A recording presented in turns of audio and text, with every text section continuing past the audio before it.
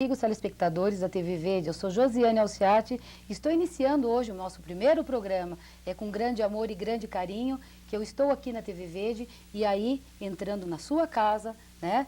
Passando um pouquinho da nossa informação, um pouquinho de Itapetininga, um pouquinho do que a gente sabe, né? Nós estamos aqui compartilhando a nossa experiência de vida, né? Um pouquinho que seja, mas que com certeza é com muito amor e muito carinho que nós estaremos fazendo um programa. Nosso programa será semanal, tá ok? Então, se você tem alguma sugestão de um tema, o que você gostaria de assistir aqui na nossa TV Verde, ligue pra gente, ok? Nosso programa de hoje, o nosso tema é o suicídio. E a gente conta aqui com a presença do Dr. Paulo de Tárcio, que é psiquiatra e psicanalista. Boa noite, doutor Paulo. Boa noite, Josiane. Como vai? Bem, e o senhor? Estamos indo muito Então, bem. É um prazer muito grande estar aqui com vocês. Boa noite aos telespectadores. E estou à sua disposição. Ok, doutor Paulo. Doutor Paulo, vamos à nossa primeira pergunta. A gente sabe que tem acontecido muitos suicídios, né? É uma coisa assim que é assustadora, que assusta a população. Sim. E a gente sabe de dados aí, que uma pesquisa que aconteceu, que ocorreu há algum tempo em Itapetininga, e disseram que nessa pesquisa Itapetininga tinha uma taxa alta de suicídio. Isso é verdade, doutor? O senhor tem alguma coisa que poderia falar isso pra gente? Olha, Josiane, eu me recordo vagamente dessa pesquisa, parece que ela saiu na mídia, né, nos jornais da cidade, há alguns anos. Eu lembro que eu li, mas eu não me recordo assim, exatamente o que dizia, em que bases, né, essa pesquisa foi realizada. É importante a gente assinalar que o tema suicídio, ou o fenômeno suicídio, melhor dizendo, né? Que é uma palavra assustadora, né, doutor? Terrivelmente assustadora, é assustadora, né? Talvez seja a palavra mais assustadora da dá até medo de humana, falar, né? Mas nós temos um componente autodestrutivo, né? É importante que se fale isso, né? O ser humano tem uma autodestrutividade latente, tem o que a gente costuma chamar em psicanálise, uma pulsão de vida e uma pulsão de morte, né? A morte está dentro de cada um, independente de você ter consciência dela ou não, né? Então, isso não deveria nos assustar tanto assim, principalmente, eu não estou falando até da questão suicídio, mas a questão morte.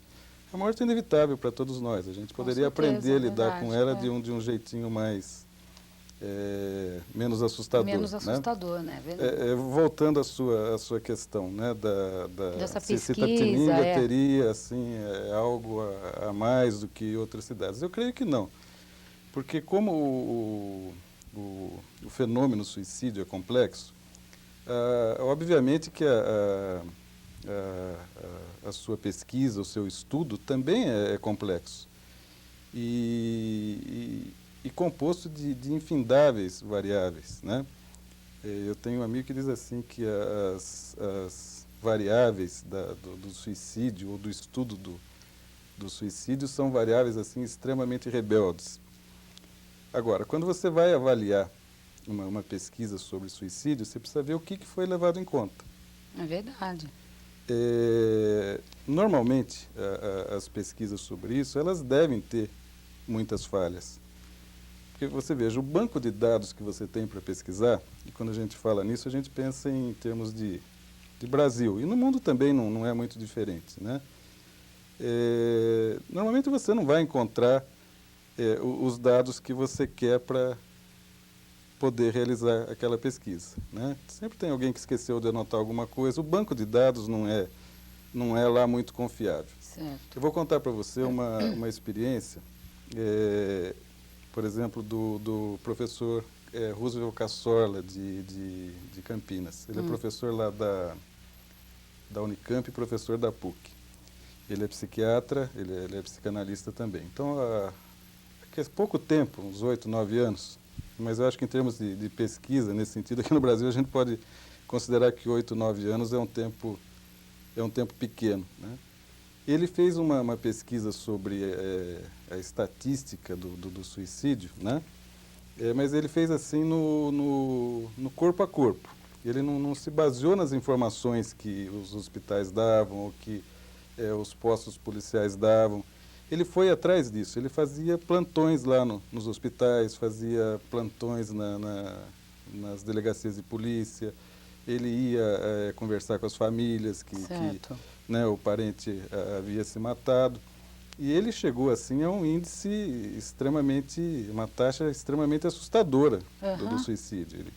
Que a taxa mais ou menos mundial que os autores do mundo dizem que ficariam, né, que se quadraria o suicídio seria de 0,3 a mais ou menos 1% de todas as mortes no mundo, né? Quer dizer, é um número grande. Nossa, mas né? é um número muito alto, então? Então, por aí você 1%? veja. Agora, uma pesquisa bem feita né, revelou que isso aumentou em 50% na sua maior taxa, quer dizer, de 1% foi para quase 1,5%. Ele encontrou 154 casos de suicídio a cada 100 mil mortes. Isso dá uma taxa de 1,54%.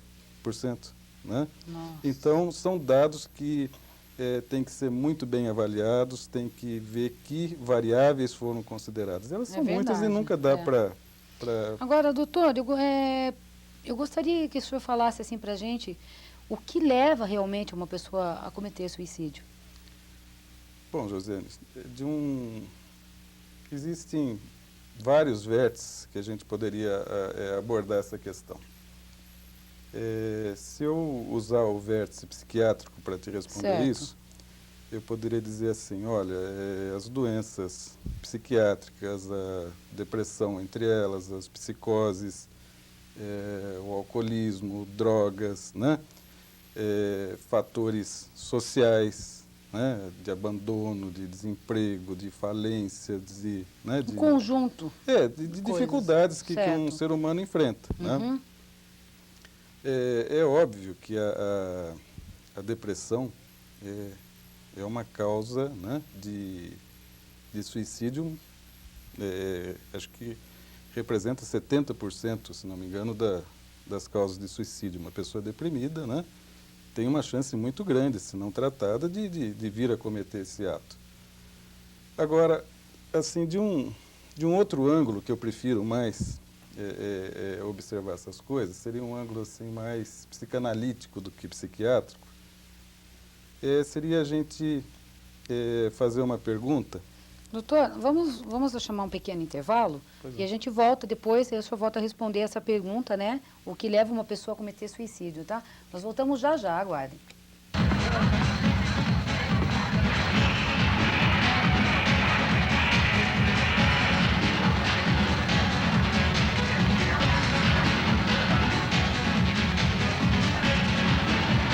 Lei da ação e reação. Você consome drogas. Drogas consomem você.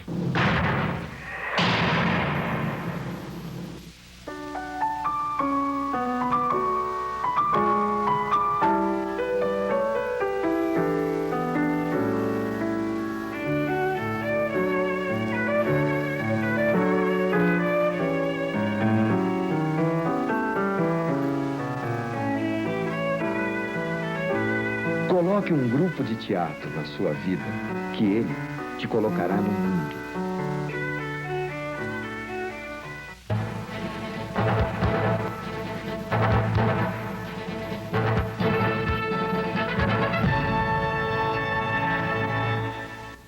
Estamos de volta com o nosso programa aqui, Josiane Alciati, né? Você que acabou de ligar a televisão, nós estamos aqui hoje com o nosso primeiro programa na TV Verde. Eu sou Josiane Alciati, o nosso tema hoje é suicídio.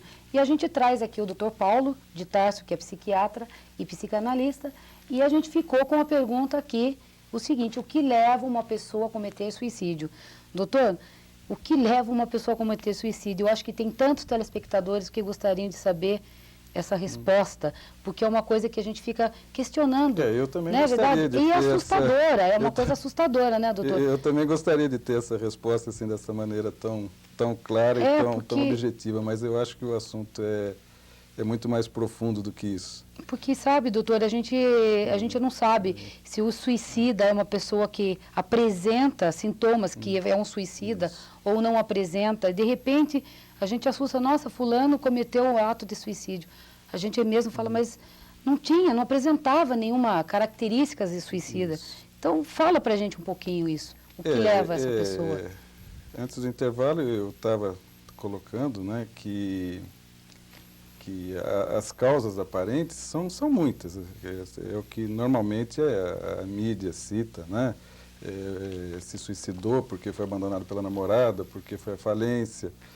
Isso no meu entender, é uma visão bastante simplista do ato suicida. Tem muito mais do que isso. Poderíamos perguntar, por que alguém que foi abandonado pela namorada tem que se matar? Por que um mata e o outro não se mata? Certo. É provável que esse indivíduo já tenha dentro de si, né, uma predisposição. Aí entram N fatores, né, em conjunção que propiciam, né, esse indivíduo a ter essa tendência, né? Quer dizer, precisa um fator desencadeante para que ele cometa esse ato. Mas se nós nos perguntarmos por que alguém é assim, reage dessa maneira e alguém não, nós teríamos que nos reportar aos primórdios do desenvolvimento de uma pessoa, de uma criança. No caso, a educação, doutor, eu acho que isso... Eu não diria não só a educação intelectual, toda uma criação, todo um contexto de vida combinado... Religião... Olha, seria assim, o ser humano, ele é dotado da capacidade de se estruturar psiquicamente, de desenvolver uma estrutura mental capaz de suportar as realidades da vida, né? Capaz de suportar. De suportar a realidade da vida, porque viver não é fácil. É verdade. Né? Viver não é fácil. Hoje em dia, mais ainda difícil, né? Viver é muito econômico, difícil. social-econômico. A minha resposta objetiva para você, se você perguntasse para o Paulo, pessoa, o que leva uma pessoa a se matar, eu responderia assim para você, é a dificuldade de enfrentar a vida. A vida é difícil, tem aspectos de frustração, de tristeza, de desilusões, né? Agora, o indivíduo que não consegue ir amadurecendo e aprendendo a conviver com essa série de desilusões que acontecem no dia a dia, né? É uma pessoa que vai sentir a sobrecarga da realidade no seu dia a dia. Então, a resposta talvez mais objetiva, né? E eu reconheço que, apesar de ser o mais objetivo que eu posso ser, é uma coisa muito subjetiva ainda, o ato suicida é praticado por alguém que não tem uma estrutura naquele momento adequada a suportar aquele fato. Certo. É compreensível essa ideia? Certo, entendi, sim. Agora, doutor, uma pessoa que chega assim pra gente e começa a falar, porque eu vou dar um fim na minha vida, porque eu vou me matar, porque não sei o quê, não sei o quê. Essa pessoa, a gente tem assim que ficar em alerta com ela, tomar algumas devidas precauções, ou aquela pessoa que de repente nunca falou nada, comete um ato de suicídio. O que o senhor poderia dizer para nós, telespectadores, aquela família que estão nos assistindo, por exemplo, os pais? A gente sabe que hoje a droga também leva jovens a suicídios. E o senhor tem alguns dados para falar de suicídios de jovens também? Olha, é um dado estatístico que o suicídio entre os jovens está aumentando. Isso é verdadeiro, então? É verdadeiro. Eu acho que nas pesquisas que eu tenho observado ultimamente, parece que é em torno de 70% de todos os suicídios são praticados por adolescentes, né? Mas é muito alto também, né, doutor? É um índice altíssimo. E né? isso pode ser devido a problemas de drogas também, doutor? Veja, eu acho que é mais complexo que a droga. Eu sempre me pergunto assim, por que alguém tem necessidade de estar usando droga? Se a pessoa está usando droga, ela já está com uma dificuldade interior de enfrentar a vida dela. E a gente volta naquilo que eu estava te falando agora há pouco, né?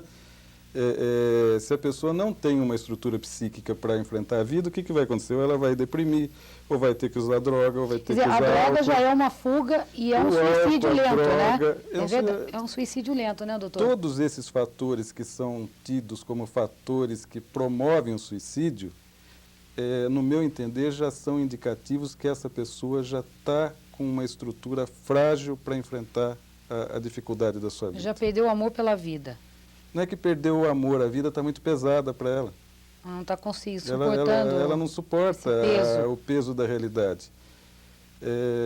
É uma fuga, né? O ser humano, sabe, Josiane, ele é muito iludido ao nascer. Como assim, doutor?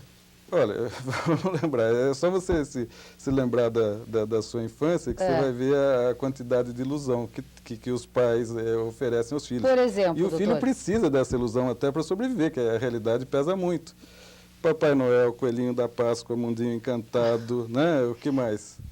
Foram felizes para sempre. E viveram felizes para sempre, só é verdade. Que a vida vai se encarregando de desiludir você dessas coisas. Aí, de repente, você acorda e fala, não, Papai Noel não existe, pronto. E isso é justamente a possibilidade de você lidar com essa decepção, com essa desilusão e se conscientizar dela, é que vai promover o seu desenvolvimento psíquico, o seu fortalecimento psíquico, a sua têmpera psíquica, em função da sua capacidade de se conscientizar das frustrações e aprender a lidar com elas. Certo. Então, como eu... Quer dizer, no caso seria assim, por exemplo, a criança, ela enfrentaria, por exemplo, o problema, não, Papai Noel não existe, mas tem tal coisa. Mas eu posso viver sem Papai Noel, não posso? Agora, tem aquela criança, por exemplo, nossa, o mundo acabou, né? O que eu vou fazer porque Papai Noel não existe mais? Aí ela vai criando aquele problema dentro dela, aquele conflito.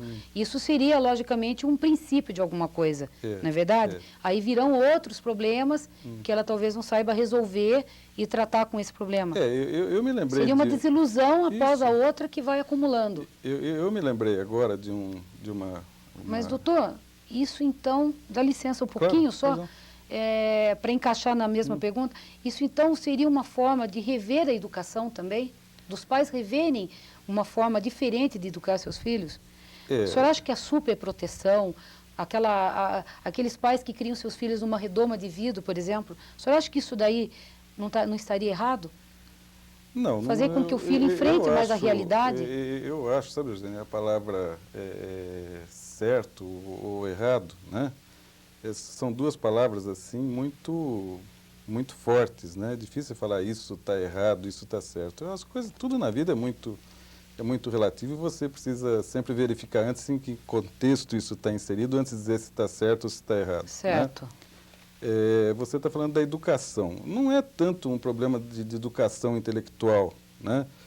Muita gente hoje se atreve a dar fórmulas de como educar filho. Você tem que ser assim, não pode deixar isso, ou não pode deixar aquilo, ou você tem que deixar tudo. Eu tenho uma impressão, é uma coisa muito minha, não é? Certo, não pessoal tenho... mesmo, Isso, certo. Sabe, de que você ensina para quem você convive aquilo que você sabe, aquilo que você aprendeu.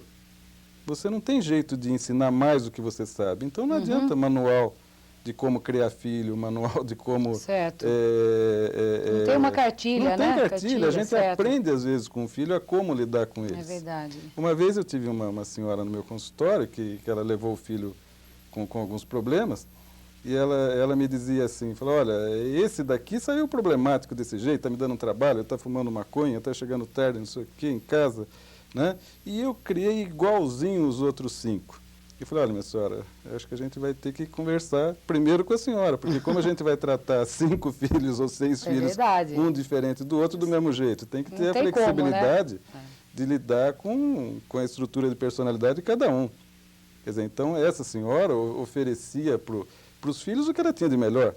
É verdade, mas o melhor dela talvez não fosse lá essas coisas, né? É verdade. Quer dizer, não existe uma forma, uma cartilha. Mas eu volto a insistir na pergunta, o senhor acha que os pais, eles devem trabalhar mais com a realidade com os filhos, para com seus filhos? Eu diria para você que os pais poderiam trabalhar mais consigo mesmos, né? Na medida que os pais tivessem dentro de si os conceitos, menos preconceitos e mais conceitos, isso vai passar na relação com os filhos de uma maneira natural, sem ter que preparar cartilha nenhuma.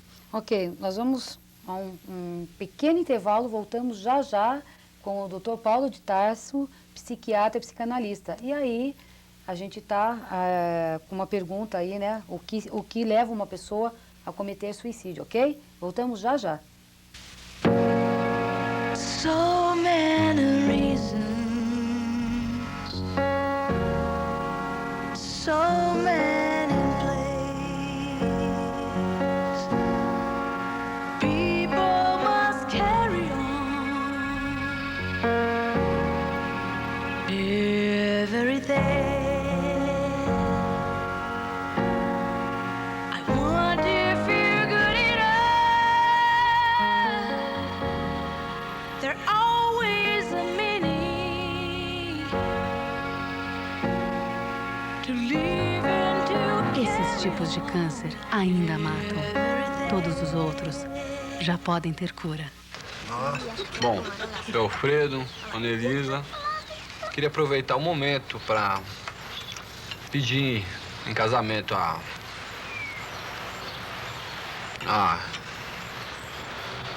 mão da... Ai, Natália. Natália.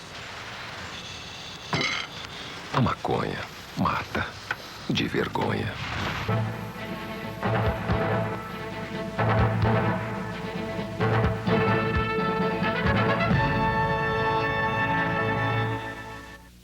Estamos de volta, né, com mais um programa aqui, o nosso primeiro programa na TV Verde. Eu sou Josiane Alciati. Para você que acabou de ligar aí, o nosso tema hoje é suicídio. E se você gostaria que a gente desse continuidade a esse programa, liga para a gente, faça a sua pergunta, dá a sua sugestão aí, tem o nosso e-mail aí na telinha, ok?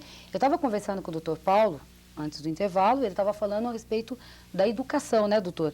Como que deve se educar, se existe uma cartilha. Mas eu também fiz uma pergunta para o senhor, se uma pessoa que fala muito, eu vou me matar, eu quero acabar com a minha vida, eu vou me matar, essa pessoa realmente ela vai cometer esse ato de suicídio? Depende com que intenção essa pessoa está fazendo esse comentário. Como assim, doutor? Uma pessoa que, por exemplo, pode dizer que vai se matar, pode ser um pedido de socorro, né? Ela pode estar perguntando nas entrelinhas, né? Mas implicitamente, me ajude, por favor. Né? É a hora pode ser que não seja um risco tão grande ou risco nenhum de suicídio, que seja uma forma de se expressar. Como eu já assinalei para você no começo do programa, o ser humano tem uma tendência autodestrutiva. Quer dizer, essa autodestrutividade existe de uma forma inconsciente dentro de cada um de nós. Então, sempre existem fantasias suicidas dentro de todos nós, de mim, de você, de qualquer pessoa. Quer dizer, quem que já não pensou em se livrar dessa vida de querer descansar através da morte? Muitos dos meus pacientes, às vezes, chegam no consultório e falam, olha, eu estou pensando em me matar que eu quero descansar.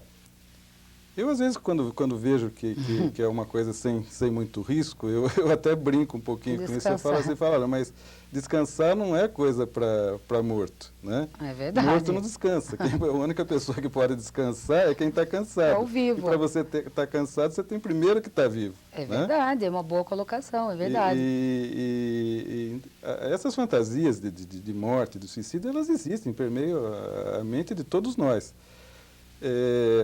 O que eu observo é que a pessoa que realmente tem uma intenção de se matar, ela esconde isso. Ela esconde? Esconde. E aí é que a questão mais, mas então, mais quando séria, que a mais família importante. Isso, deve observar eu mais? Eu queria chegar a isso, sabe, José? Certo. Essa é a questão. Muitas vezes, quando uma família leva alguém que está em estado depressivo, com risco de suicídio, e o psiquiatra fala, você está com vontade de se matar? Pergunta explicitamente para o paciente. A família fica assustada, assim, com medo de mobilizar algo que está adormecido dentro da pessoa. O senhor diria assim, a pergunta poderia dar um incentivo? Isso. Ah, a família entende assim, mas não é Não seria isso, então? Não, exatamente o contrário. Por exemplo, se eu perceber de alguém, eu poderia chegar e conversar com essa pessoa. Exatamente. Se é verdade? essa ideia sei. está lá, vai ser o único jeito de você trazer isso à tona, Sei. né? Conscientizar, ajudar a pessoa a se conscientizar. Dialogar. Procurar tratamento, porque se a ideia fica escondida, não tem como ser tratada. E o tratamento realmente ajuda muito, né, doutor? As pessoas têm muito medo, normalmente a família tem muito medo que você incuta essa ideia na cabeça do paciente, mas essa ideia já está lá. Certo. Nós temos isso que nós precisamos entender. Precisamos trazer essa ideia à tona, até para a poder trabalhar. ideia já está formada. Já está lá dentro. E se ela chegou ao ponto de falar, porque a gente precisa prestar mais atenção, sentar, conversar com a pessoa, nós não dialogar com essa pessoa, não seríamos não é verdade? capazes de induzir ninguém a um suicídio criando essa ideia na cabeça dela. Certo. O doutor, nós estamos chegando ao final do programa, que é uma pena, porque o programa está gostoso, eu acho que é interessante. Eu acho que o senhor vai ter que voltar aqui, com certeza, para a gente... Se quiserem, eu estou à disposição. Com certeza, doutor. Eu acho que é interesse de muita gente, né? E o doutor, fala para a gente, assim, rapidinho, o que é a psiquiatria e a psicanalista? O psicanálise. A psicanálise. Eu vou colocar isso dentro do vértice desse assunto que nós estamos conversando, o suicídio. Uma pessoa que esteja com alguma patologia psiquiátrica, um estado depressivo severo, com ideias claras, ou claras ou não, né, de se matar de fato, isso é uma emergência psiquiátrica. Então, esse é um caso para o psiquiatra.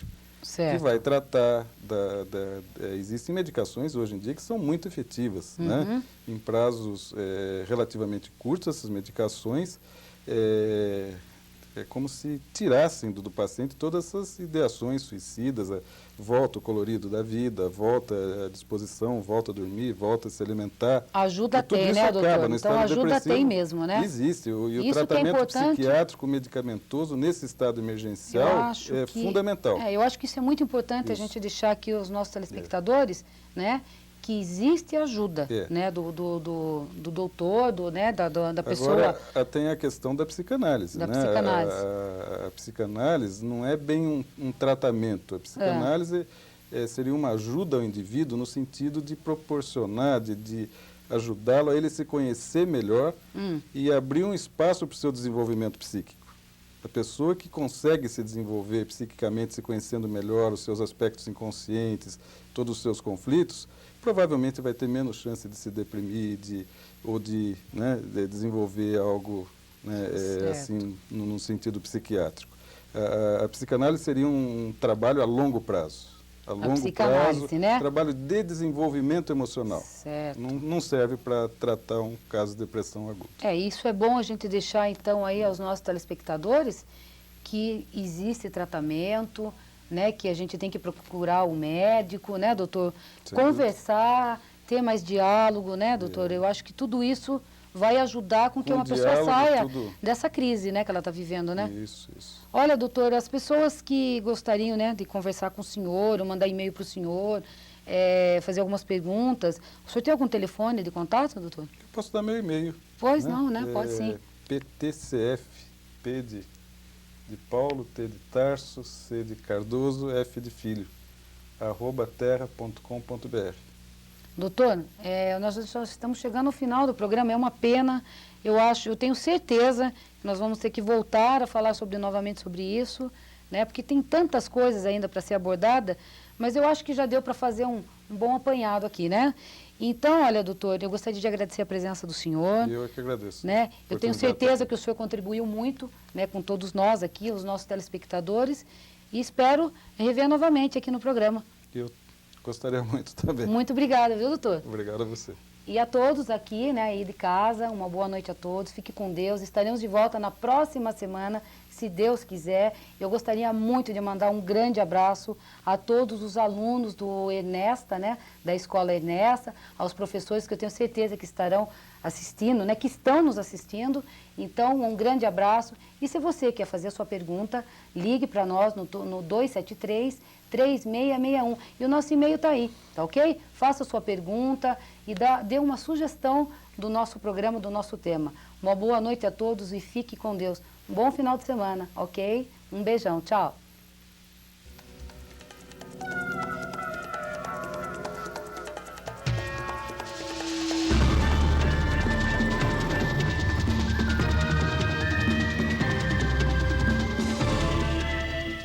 Meu nome é Bruna, eu tenho 5 anos. Eu moro aqui com meu pai e minha mãe, mas só que meu pai tá viajando. Eu tenho papagaio também. Hoje eu acordei, né? Aí ele tava, Bruna, Bruna. Meu pai, ele ronca. Às vezes ele faz cosquinha na minha mãe, mas minha mãe não gosta de cosquinha. Mamãe falou que ele foi trabalhar em outra cidade. Eu fico com saudade dele, que ele tá separado de mim. Minha mãe chora, fica triste, muito triste mesmo. Às vezes ela até reza pra ele voltar, né?